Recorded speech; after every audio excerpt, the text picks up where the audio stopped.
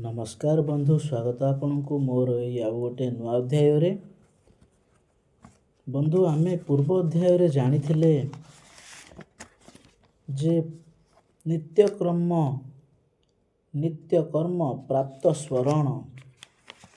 आज आमे एई अध्याय जानिबा प्राप्त शयने दोष। तो चलंतु एई शुभ कामना करी नुआ दिन रे आमे आरंभ करिबा। प्राप्त शयने दोष। ब्राह्म मुहूर्ते जानिद्रा जा पुण्यशय कारणी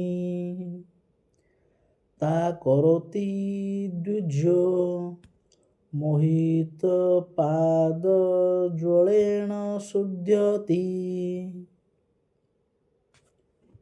जो मनुष्य ब्रह्म मुहूर्त रे शय्या त्याग न करी सोई रहे सेही लोकर समस्त धर्म नाश हुए।